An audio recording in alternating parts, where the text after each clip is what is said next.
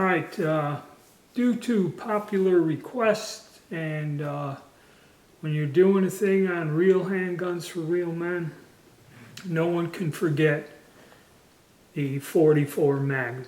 And we're going to do a video on the history of the 44 Magnum in development. Then we'll take a look at this Smith & Wesson 29, which this is a handgun made wildly popular in the 70s with Clint Eastwood's movie Dirty Harry, which spawned a series of guns where supposedly the fictional character Detective Harry Callahan carried this as his service gun. Alright, so I want to cover a couple things here and look at the cartridges, and then we'll get into the history of how this developed. And we're also going to talk about the 41 Magnum, because also in that movie he would brandish the gun and go, "This is a 44 Magnum, the most powerful handgun in the world." And you got to remember, 1970, this kind of was, but that's not the truth. Okay, a little bit of trivia and reality is there was another cartridge developed shortly after this, the 41 Magnum, which in a certain load with a certain bullet, the 41 Magnum generated more power with the projectile in foot-pounds of energy. So in reality, the 41 Magnum at that period in time was the most powerful handgun, commercially produced in the U.S.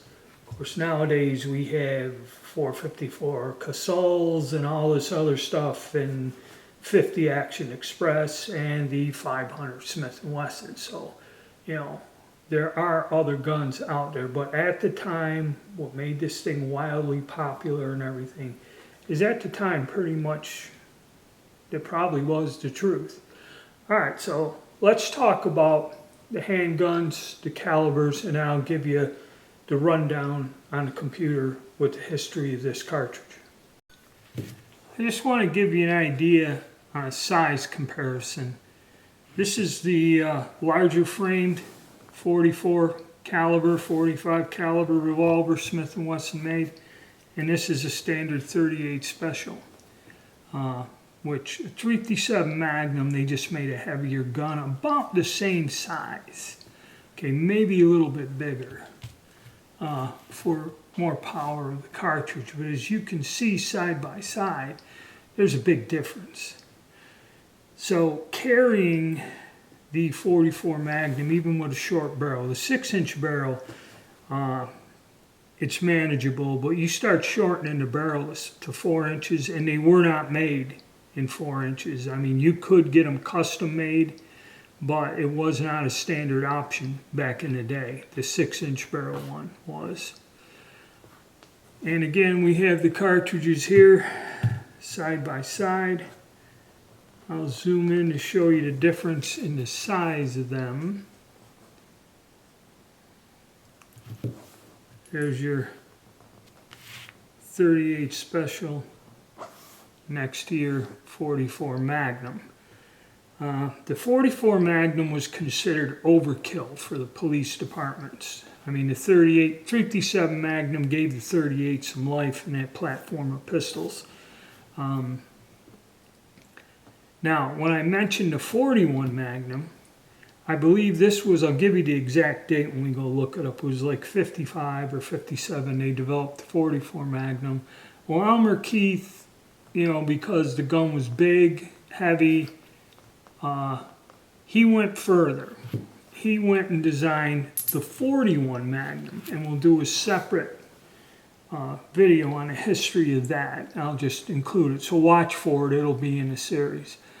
But the idea of the 41 Magnum, they wanted to develop a cartridge that ballistically took all the things they didn't like about the 44 Magnum, the 357 Magnum, and put it in the 41 Magnum.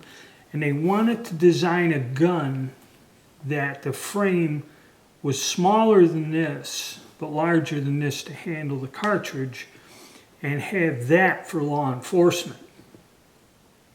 And when they were developing it, they got the cartridge going, but they never redesigned a revolver, made a smaller, lighter revolver for the other cartridge. They would just chamber these large frame guns in .41 Magnum. It was kind of rejected for police use. There were a few, very few police departments that did adopt the gun in .41 Magnum, but it was very short-lived, kind of fell by the wayside in obscurity.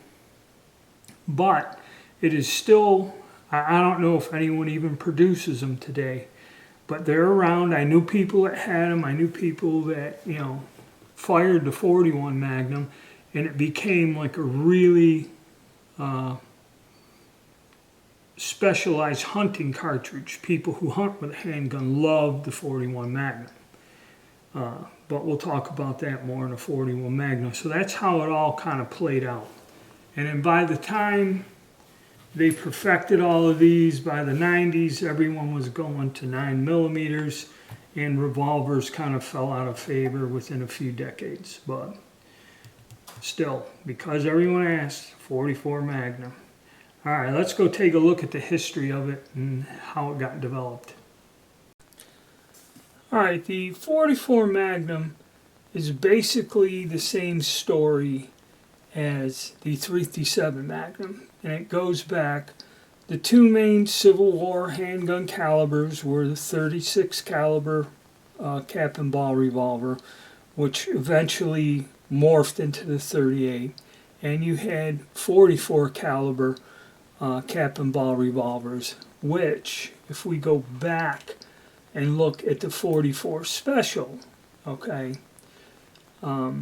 which was a popular cartridge in these large guns, it's the same story. Like the .38 Special, it was developed into the .44 Magnum, because it says here, as of the late 19th century frontier, large .44 and .45 caliber cartridges were the most popular rounds in handguns. You had the .44 American, .44 Russian, .44 Colt, .44 American, okay, .44-40 Winchester, you had the .45 Schofield, and .45 Colt Long, all right, the single action gun.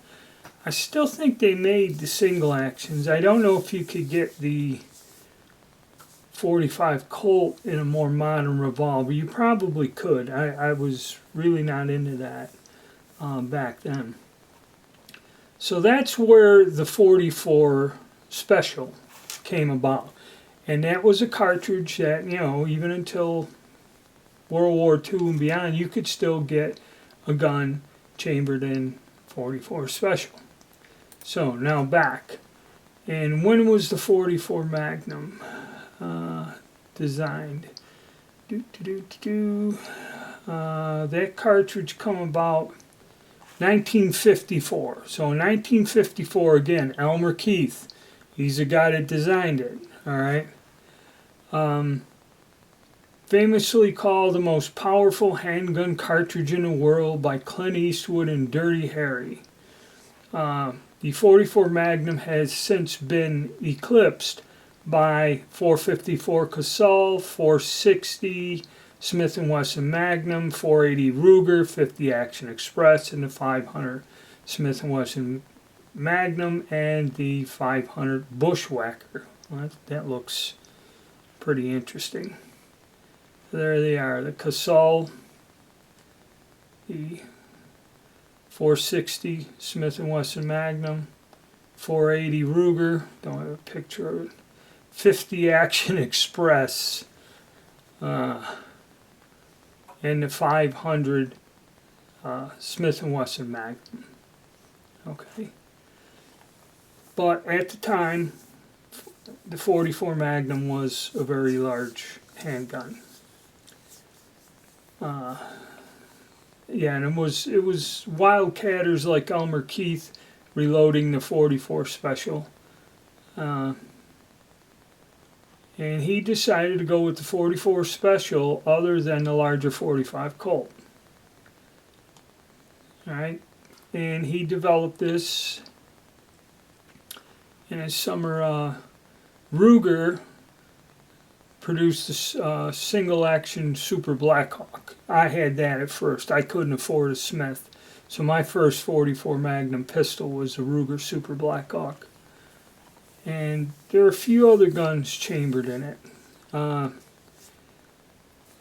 So it gives you, the specs here. Bullet diameter is 429, just like 44s.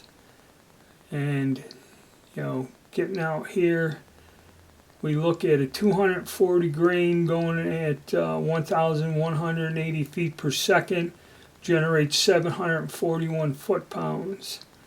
A 240 Corbon going at 1,475 feet per second has that impact of now that's 1,160, 1,100. Buffalo heavy bore, so this, you can see this power is off the charts. And I think the heaviest one is 340 grain going at 1,425 feet per second.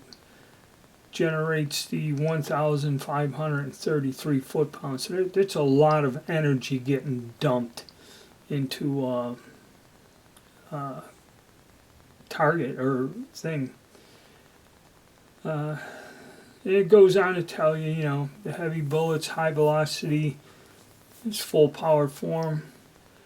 Produces a lot of recoil and muzzle blast that is considered unsuitable for use as a police weapon. Okay, the reason is, the police are still liable. You have what's called overpenetration, and you're not supposed to, when engaging a criminal, you're liable for hurting innocent bystanders and that.